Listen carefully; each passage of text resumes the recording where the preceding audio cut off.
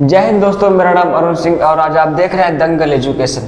दंगल education में आपका ये लेक्चर 3 है। हम इससे पहले 2 लेक्चर देख चुके हैं। लेक्चर 1 में हमने देखा था कि तारों का निर्माण कैसे होता है और लेक्चर 2 में देखा था कि हमारी आकाशगंगा कौन सी है। ठीक है, तो लेक्चर दूसरे में हमने देखा था कि हमारी आकाशगंगा है मंदाकिनी और उसकी पड़ोसी आकाशगंगा यानी सबसे नजदीकी आकाशगंगा जो है उसका नाम है देवयानी, जिसे हम लोग एंड्रोमेडा बोलते हैं। ठीक है, और हमारी आकाशगंगा का नाम है मंदाकिनी और हम लोग इसे इंग्लिश में बोलते हैं मिल्की वे। ठीक है, और इसका नाम दूसरा है दुग्ध वेखला। ठीक है, तो हम लोग दूसरे लेक्चर में सब चीज देख चुके हैं। अगर आप डायरेक्ट ये तीसरा लेक्चर देख रहे हैं तो आपके लिए शायद फायदेमंद नहीं होगा। इससे पहले आपको पहला लेक्चर और दूसरा लेक्चर देखना पड़ेगा, तभी आपको ये तीसरा लेक्चर समझ में आएगा। अंडरस्टैंड? हाँ, तो हम सबसे पहले अब स्टार्ट करते हैं बिना देरी करते हुए कि हम पहले लेक्चर में जो चीज़ देख चुके हैं और जो चीज़ हम दूसरे में देख चुके हैं, अब हम उसके बाद तीसरे में क्या करने वाले हैं वो हम देखते हैं। तो हम यहाँ पर देखते हैं कि हमारी जो आकाशगंगा है उसका नाम क्या है? मंदाकिनी। ठीक है, तो मतलब दूसरे लेक्चर में हमने बताया था कि हमारे जो पूरा ब्रह्मांड में आकाशगंगा की संख्या कितनी है? लगभग 100 अरब है। लगभग कितनी है? 100 अरब है, जिसमें से कोई एक आकाशगंगा है जिसका नाम है मंदाकिनी, और उसी मंदाकिनी में कहीं ना कहीं हमारा क्या है? सूरज है। तो हमारा सूरज स्थित इसमें कहाँ पर है? तो हम उसे देखते हैं। हमने बताया था कि हमारा जो सूरज है वो मंदाकिनी के भुजाओं पर स्थित है। मान लीजिए ये हमारा यहाँ पर सूरज है। ठीक है, ये क्या है? हमारा सूरज है। ठीक है, तो हमने सब कुछ बताया था दूसरे लेक्चर में कि इसकी स्पीड क्या है। ठीक है, हम ये भी बताए थे कि इसका ब्रह्मांड वर्ष क्या होता है। सब कुछ हम बता चुके हैं दूसरे वाले में। तो हम तीसरे वाले में क्या देखना चाहते हैं कि हमारा यहाँ पर क्या है? सूरज है। ठीक है, सूरज के आसपास बहुत सारे तारे हैं। तो सूरज का सबसे नजदीकी तारा है प्रोक्सिमा सेंचुरी। हम दूसरे लेक्चर में बताया है कि हमारा सबसे नजदीकी तारा क्या है? हमारा सबसे नजदीकी तारा है सूरज, लेकिन दूसरा सबसे नजदीकी तारा क्या है? Proxima Centauri. ठीक है, तो सूरज का सबसे नजदीकी तारा प्रोक्सिमा सेंचुरी और हमारा सबसे नजदीकी तारा सूरज और हमारा सबसे नजदीकी दूसरा तारा क्या हो जाएगा? Proxima Centauri. ठीक है, इतना क्लियर है? तो हम लोग यहाँ तक देख चुके थे। हमको अब ये देखना है कि सूरज के आसपास और कौन सी चीजें हैं। तो देखो, अभी हम इसके बाद पढ़ेंगे big bang theory. Big bang theory, ठीक, हम उसमें ये बताएं कि यहाँ पर ब्रह्मांड का निर्माण कैसे हुआ। ठीक है, इसमें बहुत सारे पार्टिकल इधर उधर हुए, वही जाके धीरे से आकाशगंगा बन गया। ठीक है, तो यहाँ पर जो सूरज है, सूरज के आसपास कुछ कण मतलब कुछ ना कुछ ग्रह पाए जाते हैं। इसके आसपास कुछ ना कुछ ग्रह पाए जाते हैं जिसे हम लोग सौर मंडल बोलते हैं। तो देखो यहाँ पर इस सूरज के आसपास बहुत सारे ग्रह पाए जाते हैं, छोटे छोटे। एक तो बुध, शुक्र, उसके बाद पृथ्वी, मंगल, बृहस्पति, शनि और अरुण, वरुण, सब इस तरह ग्रह पाए जाते हैं। ठीक है, और उन ग्रहों की संख्या जो है वो 8 है। ग्रहों की संख्या कितनी है? 8 है। ठीक है, तो सूरज के आसपास कितने ग्रह पाए जाते हैं? 8 ग्रह पाए जाते हैं, जिसे हम लोग सौर मंडल बोलते हैं। तो देखो, सूरज का एक अपना परिवार होता है। सूरज का एक अपना परिवार होता है, जिस परिवार में सबसे बड़ा सदस्य होता है सूरज और उसके छोटे सदस्य होते हैं 8 ग्रह। ठीक है, तो देखो सूरज का ये एक पूरी फैमिली है। इस फैमिली को बोलते हैं क्या? सौर मंडल। ठीक है, इतना क्लियर है? अब हम इसके बाद देखते हैं। देखो, सूरज के सबसे नजदीकी ग्रह होते हैं। तो ग्रहों की चर्चा अभी हम जब करना होगा तो हम करेंगे। अभी ग्रह नहीं पढ़ा रहे हैं, अभी हम ग्रह बाद में पढ़ाएंगे अगले लेक्चर में। ठीक है, तो हम इसके बाद देखेंगे ग्रह के बाद क्या आते हैं। तो ग्रह के बाद आते हैं कुछ नक्षत्र। कुछ ऐसे नक्षत्र होते हैं। नक्षत्र कोई तारा नहीं है। नक्षत्र कोई तारा नहीं है। आप इसे गलती से मतलब इसको ये ना समझना कि ये नक्षत्र जो है कोई तारे हैं। ये तारों के समूह है। क्या है? तारों के समूह है। ये जो नक्षत्र है, नक्षत्र क्या है? तारों के समूह है। कुछ ना कुछ तारे होंगे और उन तारों के समूह को क्या बोलते हैं? नक्षत्र बोलते हैं। इतना क्लियर है? इन नक्षत्रों की जो संख्या है वो है 27। कितने नक्षत्र हैं? 27। ठीक है, तो देखो हमारे पास सबसे हमारा सबसे नजदीकी तारा सूर्य है और सूर्य का सबसे नजदीकी तारा प्रोक्सिमा सेंचुरी है, ठीक है। और सूरज के अपने परिवार को सौर मंडल बोलते हैं, ठीक है, इतना क्लियर है। अब उसके बाद क्या आते हैं कि सूरज के साथ साथ कुछ ना कुछ नक्षत्र होते हैं, ठीक। और नक्षत्र किसे बोलते हैं? नक्षत्र बोलते हैं कि तारों के समूह को क्या बोलते हैं? नक्षत्र बोलते हैं। तारों के समूह को बोलेंगे क्या? नक्षत्र। तो और नक्षत्रों की संख्या कितनी है? 27 है, इतना क्लियर।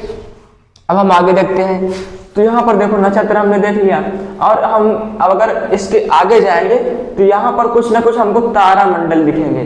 तारा मंडल, यहाँ तारा मंडल भी सेम केस है कि मतलब तारों के समूह को तारा मंडल बोलते हैं इन्हें भी, ठीक। अब देखो लेकिन ये सूर्य, ये जो नक्षत्र है ये सूर्य से कुछ ना कुछ नजदीकी पर होंगे इसके कंपेयर में, तारा मंडल कंपेयर में कुछ नजदीक दूरी पर होंगे, ठीक है। तो हम लोग इसे अलग नाम दे दिए नक्षत्र, और जो तारामंडल जो कि अलग है, मतलब जो तारों के समूह जो बहुत दूर है, हम उसे क्या बोलते हैं?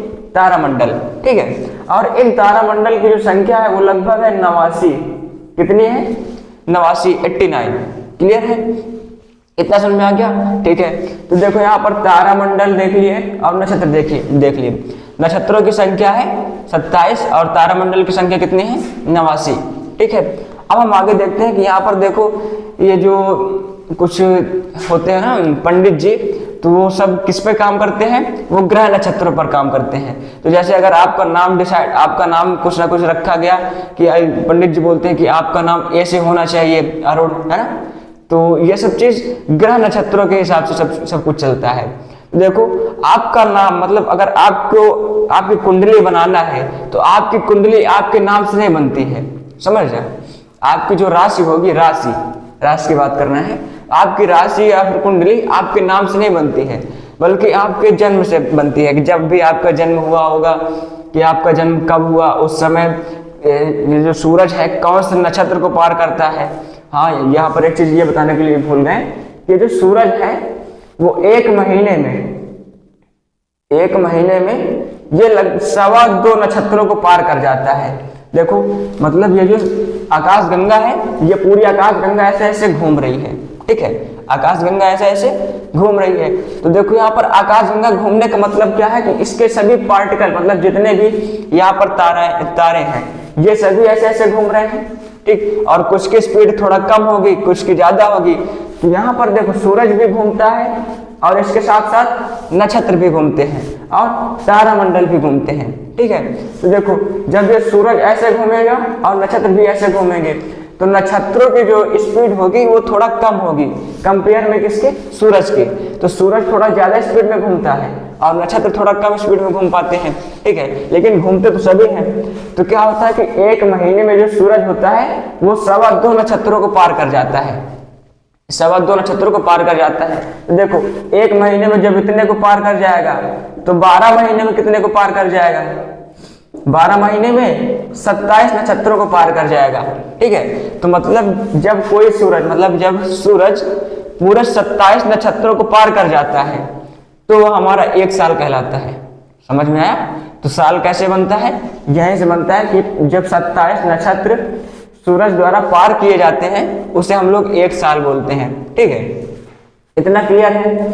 अब हम आगे देखते हैं।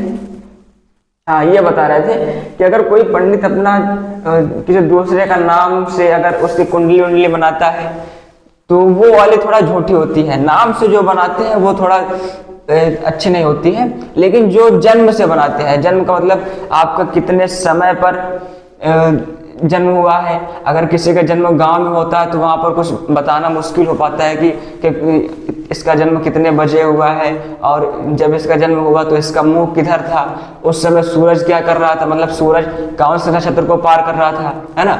लेकिन जब किसी बच्चे का हॉस्पिटल में जन्म होता है तो वहां पर एक नर्स होती है जिसका काम ही सिर्फ यही होता है कि तुमको पूरा बायोडाटा रखना है कि इसका जन्म कितने बजे हुआ है ना, और इसका जब जन्म हुआ था तो उस समय सूरज कहाँ था, ठीक है। और तो सब चीज वहां पर इंफॉर्मेशन मिल जाती है।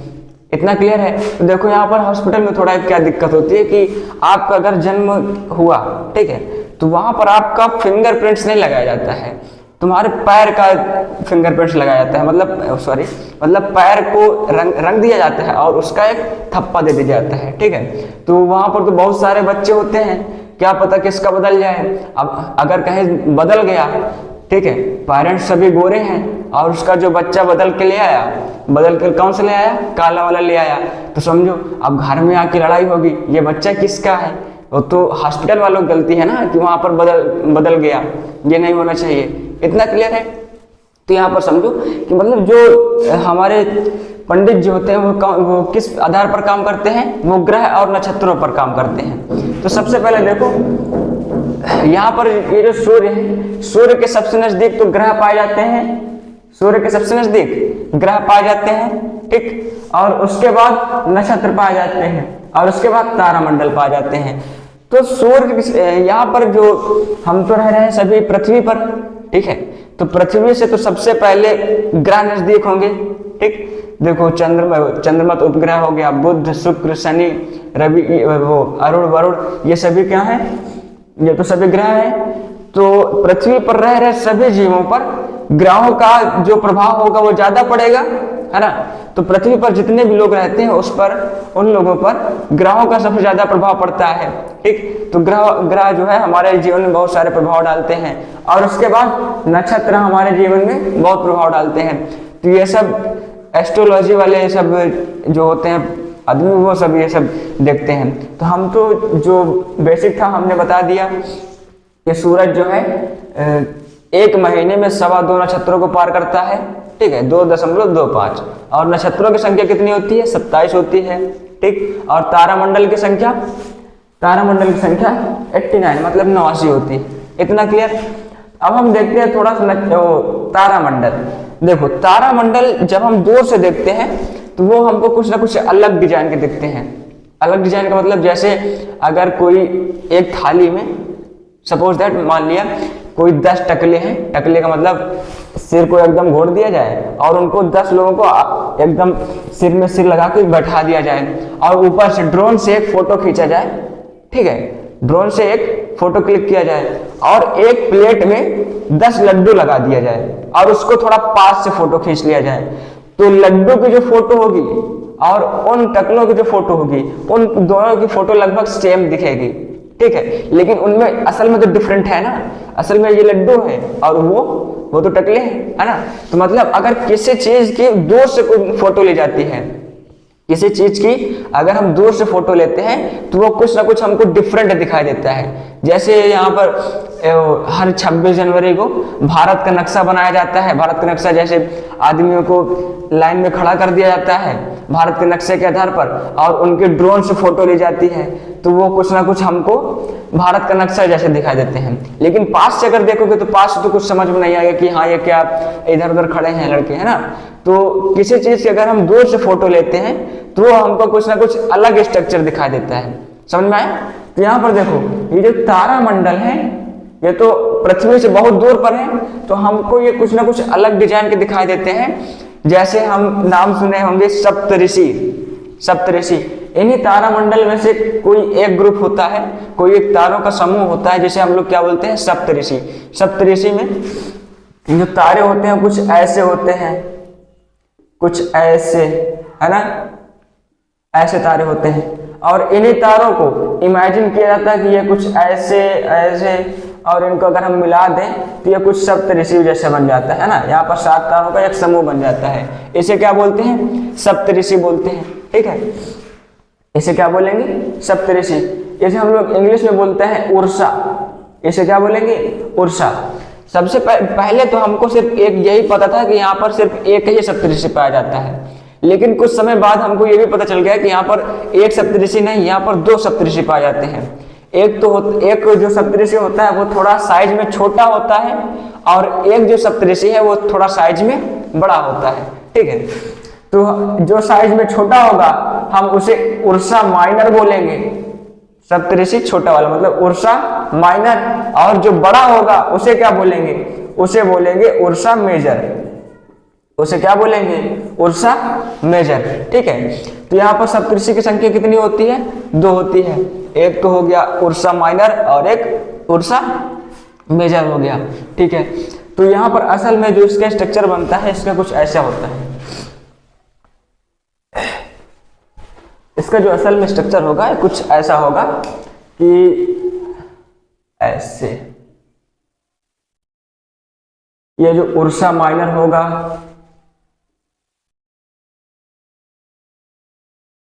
ये उर्सा माइनर है और इधर उर्सा मेजर होगा।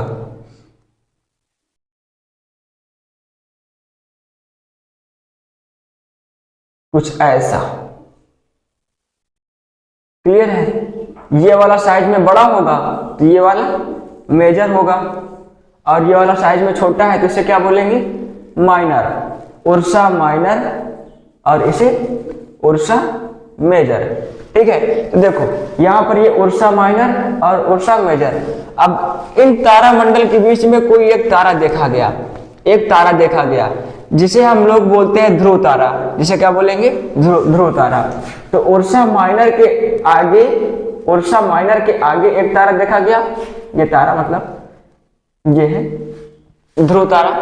उर्सा माइनर के आगे और उर्सा मेजर के पीछे, देखो इसके पीछे है और इसके आगे है, इसको बोलते हैं इसका मुंह। ठीक है, इन तारों के समूह, ये जो 3 तारे हैं इसको बोलते हैं मुंह। इसका मुंह आगे है तो इसके पीछे ध्रुव तारा, और इसका मुंह इधर है तो इसके सामने है। तो मतलब उर्सा माइनर के आगे और उर्सा मेजर के पीछे एक तारा पाया जाता है जिसे क्या बोलते हैं, ध्रुव तारा। ठीक है, इसे क्या बोलेंगे, ध्रुव तारा। इंग्लिश में हम लोग इसे बोलते हैं पोलर स्टार, इसे क्या बोलेंगे, पोलर स्टार। क्लियर है। देखो हम यहाँ पर बहुत सारी चीज देख लिए। यहाँ पर एक तारा मंडल पाया जाता है जिसे क्या बोलते हैं, सप्तऋषि। और सप्तऋषि की संख्या कितनी होती है, सप्तऋषि की संख्या 2 होती है, लेकिन सप्तऋषि में तारों की संख्या कितनी होती है, तारों की संख्या होती है 7। तो हमारे पास 2 सप्तऋषि पाए जाते हैं, एक उर्सा माइनर और एक उर्सा मेजर।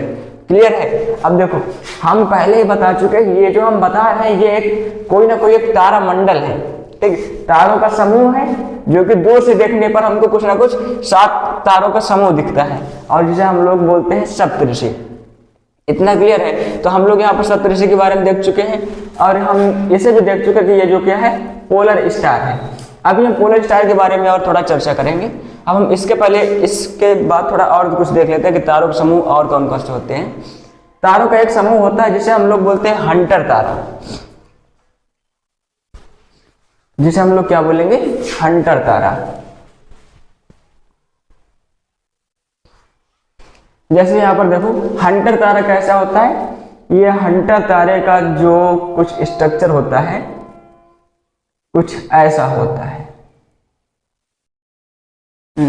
हाँ, कुछ ऐसा। अब देखो यहाँ पर आपको समझ में नहीं आ रहा कि ये हंटर लग कैसे रहा है। मतलब देखो हम अगर इसको ऐसे ऐसे ऐसे ऐसे मिला दें, ऐसे मिला दें, और ये तुम्हारा क्या है, धनुष है, और यहाँ पर एक 2 तारे रहते हैं।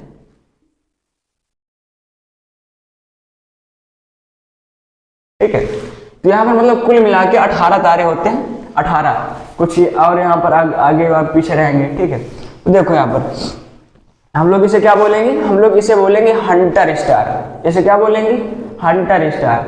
हंटर नाम इसका क्यों पड़ा, ये कुछ ना कुछ शिकारी की तरह दिखता है, शिकारी की तरह। जैसे हम यहाँ पर खड़े हैं, यहाँ पर खड़े होके हम यहाँ पर कोई ना कोई भाला लिए हैं, मतलब कुछ भाला मतलब ढाल, ढाल देखे हो बाहुबली मूवी में, है ना, गोल सा रहता है। तो अगर सामने से देखोगे तो ये कुछ ऐसा दिखाई देगा। हम यहाँ पर खड़े हैं और यहाँ पर कुछ ऐसा लिए हैं, और पीछे वाले हाथ में भाला लिए हैं। तो ये जो होता है एक शिकारी का होता है। ठीक है, तो तभी इसे हम लोग क्या बोलते हैं, हंटर स्टार। ठीक, तो ये कुछ, ये ओरिजिनल में हंटर दिखता नहीं है, मतलब अब ना कुछ उससे मैच करता है, तो तभी इसे क्या बोल देते हैं, हंटर स्टार। ठीक है, जैसे वो एक मूवी थी Chandni Chowk to China, Chandni Chowk to China, उसमें था कि एक आलू था, आलू कुछ ना कुछ स्ट्रक्चर ले लिया था गणेश जी का, है ना। तो मतलब उसमें पूरा गणेश जी थोड़े बन गया था, उसमें कुछ ना कुछ स्ट्रक्चर ले लिया था। तो उसे बोल दिया कि यहाँ पर ये गणेश जी है ना। तो यहाँ पर इसी तरह यहाँ भी हंटर स्टार था, और हंटर स्टार ओरिजिनल में लगता नहीं है, फिर भी इसे नॉर्मल बोल दिया जाता है। ठीक है, तो यहाँ पर समझ में आ गया, इसे क्या बोलेंगे, हंटर स्टार। तो ये भी एक प्रकार क्या है, एक प्रकार का ये तारामंडल है, तारामंडल है, और पृथ्वी से देखने पर ये कुछ ना कुछ हमको हंटर की तरह दिखाई देता है, तभी इसे बोल देते हैं हंटर स्टार। और सप्तऋषि उसे देख लिए थे। ठीक, अब देखो हंटर स्टार के नीचे एक तारा पाया जाता है जो कि बहुत चमकीला होता है। इसके नीचे एक तारा पाया जाता है, इसे बोलते हैं साइरस। इसे क्या बोलेंगे, साइरस। क्या बोलेंगे इसे, साइरस। एक मिनट थोड़ा,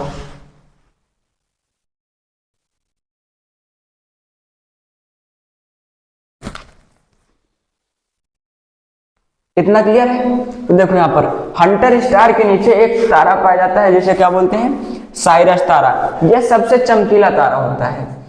दुनिया में जितने भी तारे होते हैं ये उनमें से सबसे चमकीला तारा। तो सबसे चमकीला तारा क्या होता है, साइरस होता है, ये समझ लिए। ठीक है, और ये कहाँ पाया जाता है, ये हंटर स्टार के नीचे पाया जाता है। समझ में आया। तो देखो यहाँ पर ज्यादा से ज्यादा भाई दो चीज पूछा जाएगा। तो यहाँ पर तुमसे ये नहीं पूछा जाएगा कि यहाँ पर हंटर स्टार क्या है, तुमसे ये पूछा जाएगा कि हंटर स्टार के पास सबसे चमकीला तारा कौन सा है। तो पूछा जाए कौन सा, साइरस तारा। ठीक है, अगर ऐसे नॉर्मल पूछा जाए कि दुनिया का सबसे चमकीला तारा क्या है, तो वो क्या है, साइरस तारा। ठीक है, तो सबसे चमकीला तारा हो गया साइरस। और हमने पोलर स्टार अभी छोड़ा था, अब अभी बता दें कि पोलर स्टार के बारे में कुछ ना कुछ अभी चर्चा करेंगे। अब हम पोलर स्टार के बारे में देखते हैं थोड़ा सा, एक मिनट थोड़ा।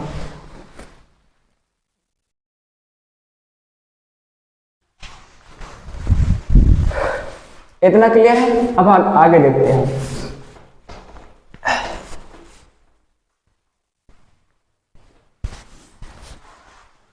पोलर स्टार जो है, ये जो पोलर स्टार है ये कुछ यहां पर पाया जाता है। पोलर स्टार कहां पाया जाता है, यहां। इसका नाम है पोलर स्टार। कभी कभी आपने सुना होगा कि ये जो ध्रुव तारा है, हम लोग इससे दिशा को डिसाइड करते हैं कि जिधर ये ध्रुव तारा रहता है उधर हम लोग उत्तर दिशा बोलते हैं, है ना, सुना है कभी ना कभी। चलो अब हम आज बताते हैं इसका लॉजिक क्या होता है। कि मतलब ये तो ये बात सही है कि जिधर भी ध्रुव तारा होता है उसे हम लोग उत्तर दिशा बोलते हैं। समझो इसका रीजन क्या है। रीजन ये है कि ये सूर्य है, और इसको छोटा कर दे, कुछ ज्यादा बड़ा बन गया था, है ना।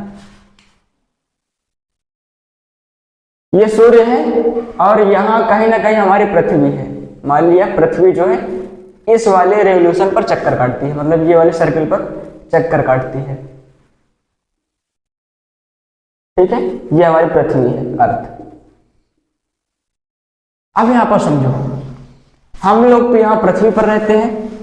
ठीक है, हम लोग यहाँ पर कहाँ रहते हैं, पृथ्वी पर रहते हैं। ये पृथ्वी 12 महीने मतलब ऐसे घूमते घूमते घूमते घूमते यहाँ से चक्कर काटेगी।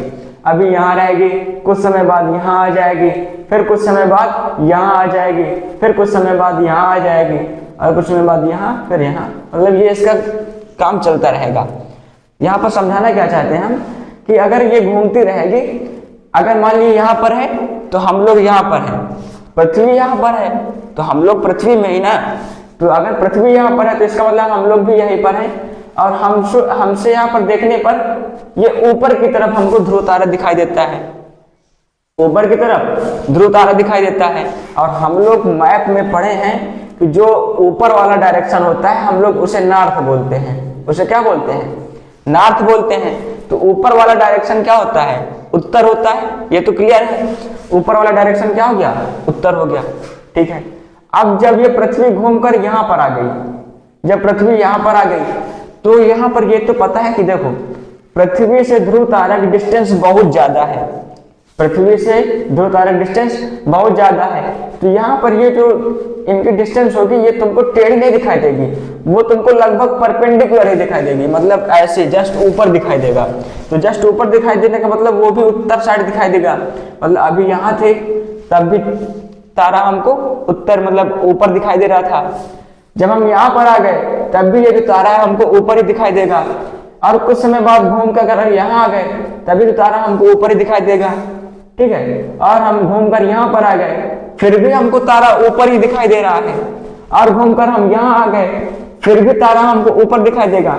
तो मतलब पृथ्वी चाहे जहां पर हो, पृथ्वी जो है चाहे जहां हो, ध्रुव तारा हमको हमेशा ऊपर ही दिखाई देगा, और ऊपर वाली डायरेक्शन को हम लोग बोलते हैं क्या, नॉर्थ। तो हम इसीलिए कहते हैं कि ध्रुव तारा जो है हमें दिशा का ज्ञान कराता है। तो क्वेश्चन पूछता है कि कौन सा ऐसा तारा है जो हमको दिशा का ज्ञान कराता है, तो कौन सा तारा है, ध्रुव तारा, जिसे हम लोग क्या बोलते हैं, पोलर स्टार। इतना क्लियर है। तो देखो हम सिर्फ इतना यही बताना चाहते थे। तो ये जो हमारी आकाश गंगा है इसका नाम क्या है, मंदाकिनी, मतलब मिल्की वे, ठीक। उसमें बहुत सारे तारे हैं, लगभग तारों की संख्या कितनी है, 100 अरब। हम बताए थे मतलब पूरे ब्रह्मांड में लगभग 100 अरब गैलेक्सी हैं, और एक गैलेक्सी में लगभग 100 अरब तारे हैं, ठीक है। तो यहाँ पर इसी गैलेक्सी में हमारा एक तारा है जिसका नाम क्या है, सूर्य, और सूर्य के आसपास बहुत सारे ग्रह हैं, जिसे ग्रह के बारे में अभी हम बाद में चर्चा करेंगे, ठीक है। और उसके बाद नक्षत्र हम लोग देख लिए, नक्षत्रों की संख्या कितनी है, 27 है। और उसके बाद देख लिए तारामंडल कितने हैं, तारामंडल कितने हैं, 89 हैं, ठीक है। देखो बस यहाँ पर लगभग इतना ही पूछा जाता है, और हमने इसे कवर कर लिया है, ठीक है। तो अब हम थोड़ा सा और बेसिक आ जाते हैं। पोलर स्टार समझ में आ गया। अब हम तुमसे कुछ ना कुछ वन लाइनर क्वेश्चन पूछ रहे हैं, बताना। अच्छा बताओ, सबसे चमकीला तारा क्या है, सबसे चमकीला तारा साइरस कहाँ पाया जाता है, वो कहाँ पाया जाता है, वो हंटर स्टार के नीचे पाया जाता है, ठीक है।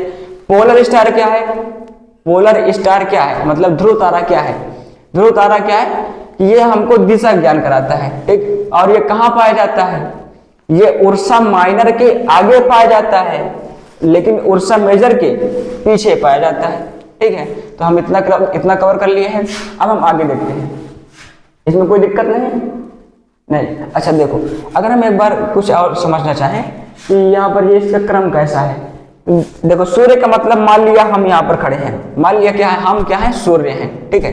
तो हमसे जो सबसे नजदीकी होंगे, हमसे जो सबसे नजदीकी मतलब एकदम फर्स्ट रो पर जो लड़के बैठे होंगे उसे हम लोग क्या बोलेंगे, ग्रह बोलेंगे, क्योंकि ग्रह तो सबसे नजदीक है ना। तो मान लिया हम सूर्य हैं, और हमसे सबसे पहली रो पर जो लड़के बैठे हैं उसे क्या बोलेंगे, ग्रह बोलेंगे, ठीक है। और जो उसके पीछे वाली रो पर जो लड़के बैठे हैं उन्हें क्या बोलेंगे, उन्हें हम लोग बोलेंगे नक्षत्र, ठीक है। मान लिया पहली सीट पे 2 लड़के बैठे हैं, तो मतलब 2 लड़कों का एक समूह हो गया, वो पहला नक्षत्र हो गया। अगली सीट में 3 लड़के बैठे हैं, तो देखो पहले सीट में 2 लड़के बैठे थे, तो 2 लड़कों का समूह एक नक्षत्र।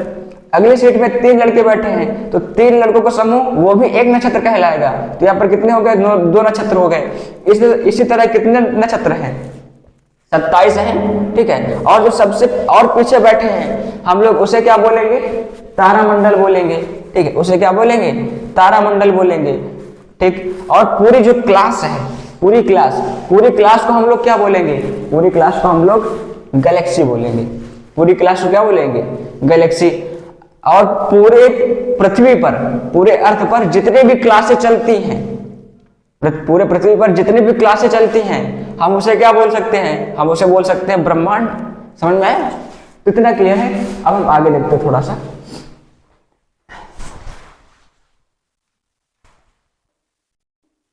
ये हमारी आकाशगंगा थी जिसका नाम है मंदाकिनी। हम लोग इसके सूरज और नक्षत्र, ग्रह नक्षत्र के बारे में सब कुछ देख लिए हैं, ठीक है। अब हम थोड़ा सा और आगे बढ़ते हैं। इसका नाम है मंदाकिनी, कोई दिक्कत नहीं। हम लोग इसके पहले वाले लेक्चर में शायद देखे थे कि मंदाकिनी के एक सबसे नजदीकी जो आकाशगंगा है, एक मिनट थोड़ा, सबसे नजदीकी जो आकाशगंगा है उसका नाम क्या बताए थे हम, उसका नाम बताए थे एंड्रोमेडा। हिंदी में जिसे हम बोलते हैं देवयानी, जिसे क्या बोलते हैं, देवयानी। ये हमारी सबसे पहली आकाशगंगा है, और ये दूसरी आकाशगंगा है जिसका नाम क्या है, देवयानी, देवयानी। और हम ये भी बताए थे कि तीसरी आकाशगंगा जो है, सबसे नजदीकी जो तीसरी आकाशगंगा है, मतलब हमारी आकाशगंगा के सबसे नजदीकी पहली आकाशगंगा देवयानी हो जाएगी, और हमारी आकाशगंगा के सबसे नजदीकी दूसरी आकाशगंगा वो क्या हो जाएगा, वो हो जाएगा NGC-M33, बताया था हमने, है ना। अगर आपने नहीं देखा तो पहला लेक्चर हमारा देख सकते हैं, पहले वाले लेक्चर में हमने बताया था, नहीं दूसरे वाले में बताया था, दूसरे लेक्चर में हमने बताया, ठीक है। और हम ये भी बताए थे कि 3 आकाश गंगाओं के समूह को क्या बोलते हैं, हम लोग बोलते हैं सुपर क्लस्टर, जिसे क्या उसे हम लोग क्या बोलते हैं, सुपर क्लस्टर। तो देखो 3 आकाश गंगा मतलब मंदाकिनी, देवयानी, NGC-M33, इन तीनों के समूह क्या बोलेंगे, सुपर क्लस्टर, ठीक। और इसी तरह 3 तारों के समूह को मतलब सुपर क्लस्टरों को मिला करके पूरा क्या बनता है, पूरा बनता है आकाश गंगा, ठीक है। देखो ये जो आकाश गंगा है ये सीधा ऐसे नहीं होती कि मतलब ये पूरा हमारा, मान लिया सपोज दैट ये हमारा ब्रह्मांड है, ठीक। और ब्रह्मांड में जो आकाश गंगा है, पहली आकाश गंगा, दूसरी आकाश गंगा, तीसरी आकाश गंगा, ऐसे कुछ मतलब सीध एक सीध में ये पहली आकाश गंगा, ये दूसरी आकाश गंगा, तीसरी आकाश गंगा, चौथी, पांचवी, ऐसे नहीं होती हैं। ये होती है कि देखो मान लिया अगर यहाँ पर पहली आकाश गंगा है तो उसके कुछ ना कुछ ऊपर, यहाँ ऊपर साइड दूसरी आकाश गंगा होगी, और उसके ऊपर तीसरी आकाश गंगा, और नीचे चौथी आकाश गंगा, और इधर नीचे पांचवी आकाश गंगा।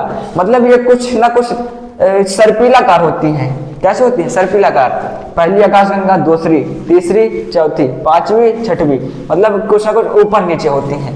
तो आकाश गंगाओं का रास्ता कैसा होता है, आकाश गंगा का रास्ता कैसा होता है, वो होता है सर्पिलाकार होता है, ठीक। ये भी क्वेश्चन कभी ना कभी पूछा गया है, इतना क्लियर है। तो अब हम आते हैं आगे big bang theory. Big bang theory क्या है,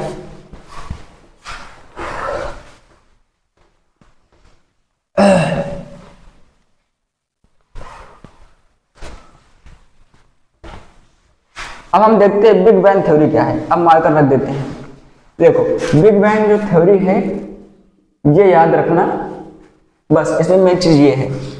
बिग बैंग थ्योरी क्या है कि देखो वैज्ञानिकों ने ये बताया कि आज से लगभग 15 बिलियन साल पहले, आज से लगभग 15 बिलियन साल पहले, आज से लगभग 15 बिलियन साल पहले एक बहुत बड़ा ब्लैक होल था, ठीक है। एक बहुत बड़ा क्या था, ब्लैक होल था, जिसका घनत्व तो आज के ब्लैक होल से कहीं ज्यादा था, ठीक है।